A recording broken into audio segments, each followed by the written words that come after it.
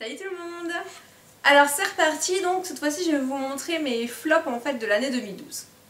Alors donc là tout confondu, hein. Donc on va commencer par tout ce qui est démaquillant, enfin tout ce qui est démaquillant.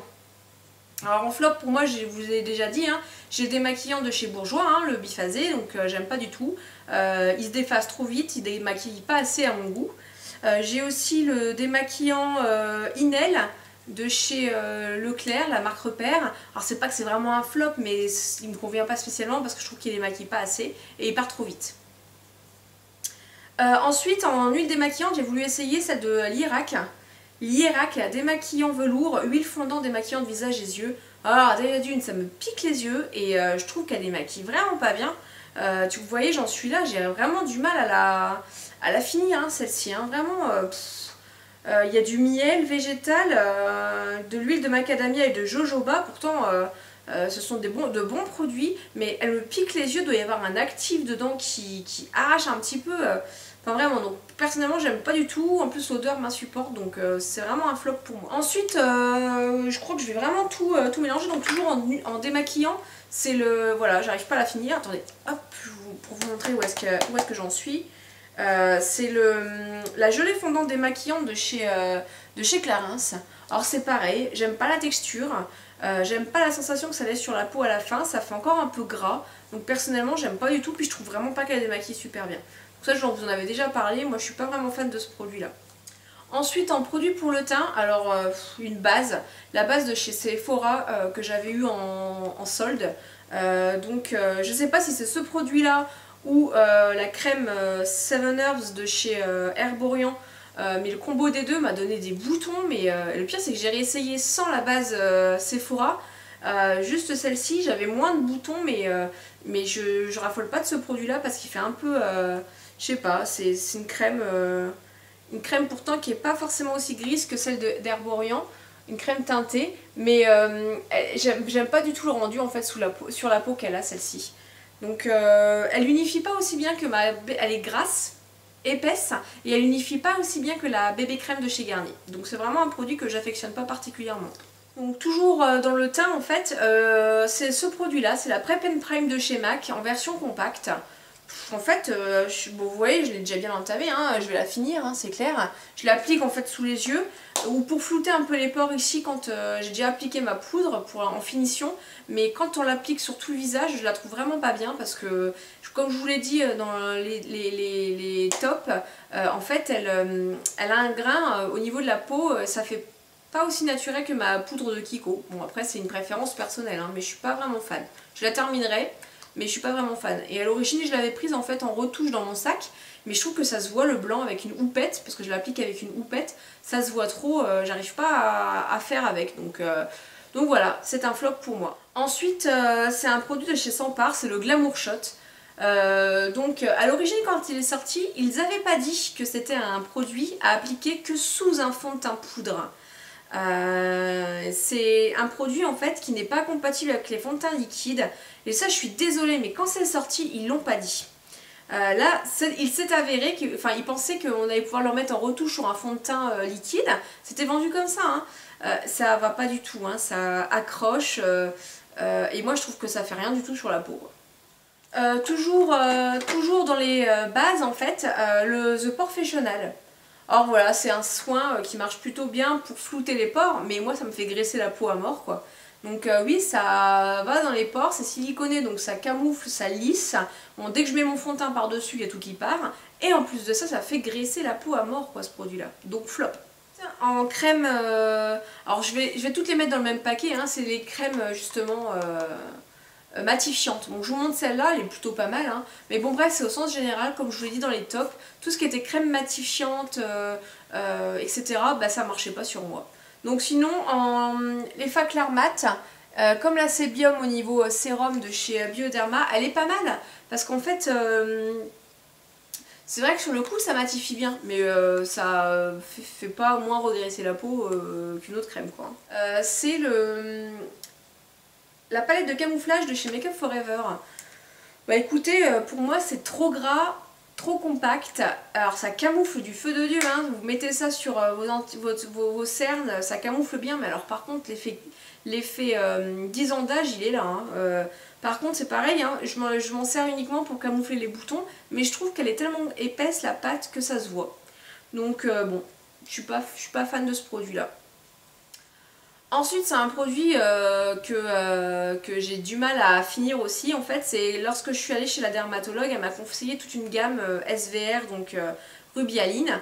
Et j'ai acheté du coup l'eau micellaire que j'ai eu du mal à finir mais que j'ai enfin fini, mais qui m'a brûlé les yeux. Et aussi ce produit là c'est une gelée micellaire sans rinçage de chez SVR. Mais alors là déjà ça démaquille pas, c'est de la daube et ça pique.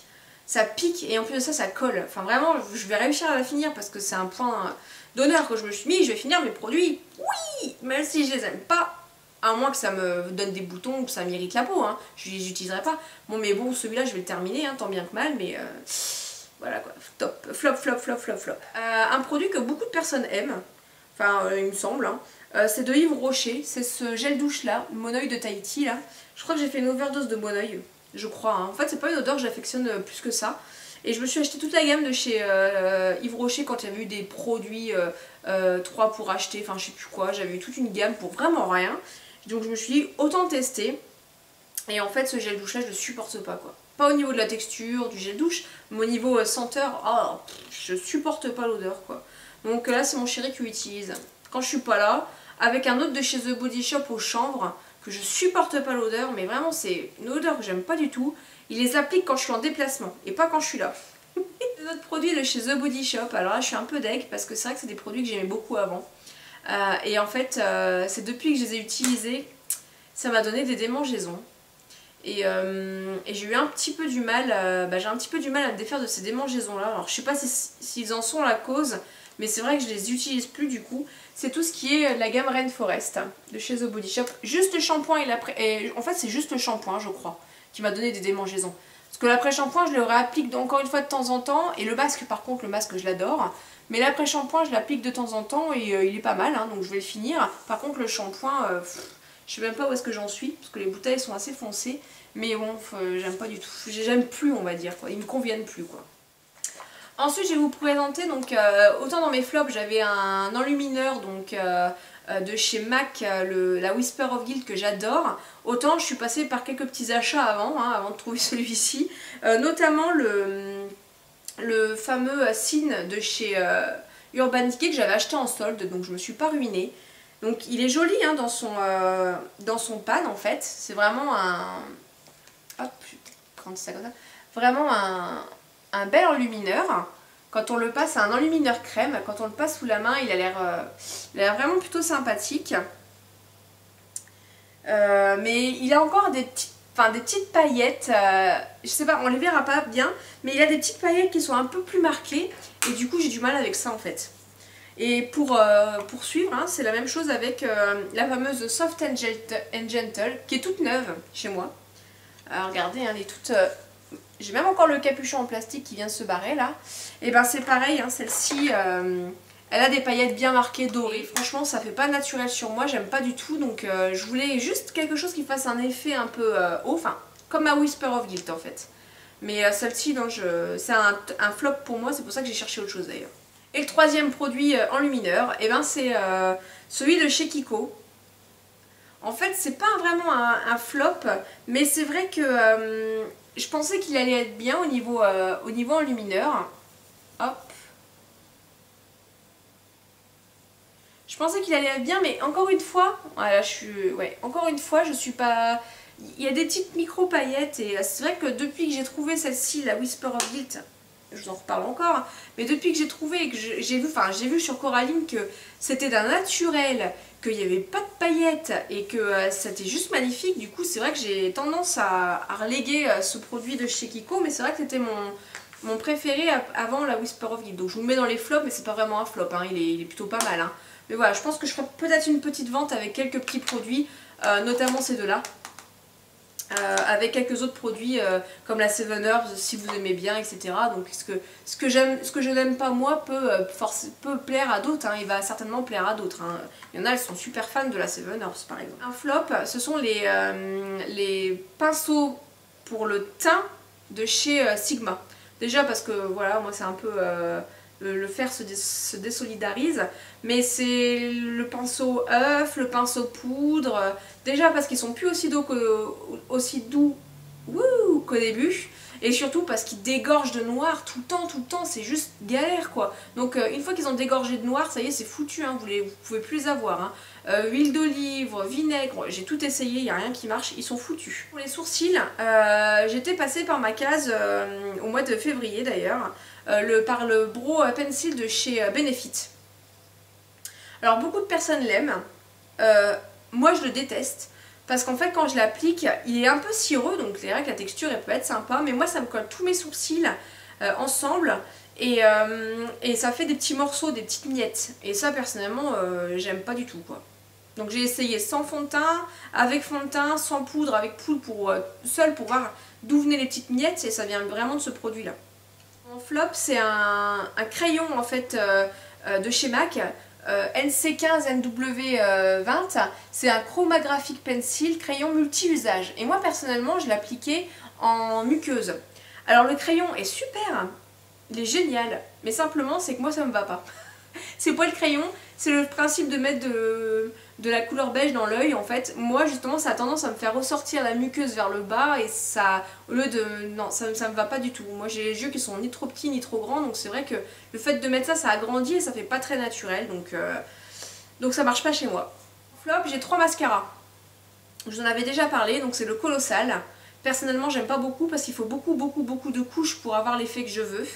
Sinon il sépare très bien les cils et si on veut quelque chose de naturel, il est parfait pour ça. C'est celui de chez Bourjois, c'est le Ultra Care volume. Alors moi la brosse est très bien, hein. Par contre ça me donne pas de volume, le volume de fou que j'ai, enfin le volume de fou, le volume que j'aime bien en très peu de passages que j'ai avec le Kiko ou le Smoky Lash quoi.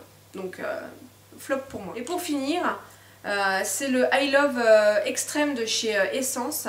Alors on m'avait prévenu pour la brosse, hein, mais c'est clair que là c'est juste un truc monstrueux quoi. Alors là vous allez absolument pas vous en rendre compte, hein, mais c'est pareil par rapport à mon œil. Enfin je veux dire la brosse elle fait tout mon œil quoi. Donc les personnes qui sont comme moi, alors là je vais me rapprocher pour vous expliquer ça, qui ont juste au-dessus des cils en fait un petit bourrelet au niveau de la paupière et qui sont obligés de tendre pour ne pas avoir le bourrelet comme moi. Et bien en fait les mascaras avec les trop grosses brosses ça va pas vous aller en fait. Il faut des plus petites brosses pour pouvoir réussir à faire quelque chose. Et notamment en tirant sur la paupière comme je vous ai montré dans l'une de mes dernières vidéos. Ça marche plutôt pas mal pour se mettre du mascara parce que sinon on en fout systématiquement. Vu qu'on a un tout petit bourrelet en fait, on n'a pas la paupière lisse, on a un tout petit bourrelet, ce qui fait que peu importe comment on s'y prendra, on mettra du mascara sur la paupière. Pour terminer donc, pour terminer j'ai encore 4 produits, c'est l'anti-cerne Studio Finish Concealer de chez MAC. Alors tout simplement pour les mêmes raisons que le produit de chez Make Up For Ever, ça ne me convient pas à moi parce que c'est trop épais. J'ai pas énormément besoin de couvrant, j'ai juste besoin d'illuminer un petit peu mon dessous d'œil. Et c'est vrai que quand je mets ça plus de la poudre, alors là ça me donne l'air fatigué avec des plis marqués en fait. C'est pas que le produit se met dedans, mais ça m'assèche beaucoup et du coup ça fait tout marquer au niveau des plis et ça me fait... ça me donne 10 ans en plus quoi. C'est un fard à paupières de chez MAC, alors là complètement déçue, pas par la couleur. Pas par la couleur mais vraiment par la texture. C'est le Gold Carbone. Je suis juste dégoûtée de cette texture là en fait. Parce qu'en fait elle crease. On a beau mettre une base, ça file dans les plis. Donc je suis juste un tout petit peu déçue de cette gamme de fard à paupières. J'avais acheté cette Terre de Soleil en fait à cause des sorts Pixie Woo. C'est le bronzer Toasted de chez Urban Decay. Et voilà comment il se présente. Mais le problème c'est que voilà, bon, bah, vous allez comprendre, hein, il fait orange quoi.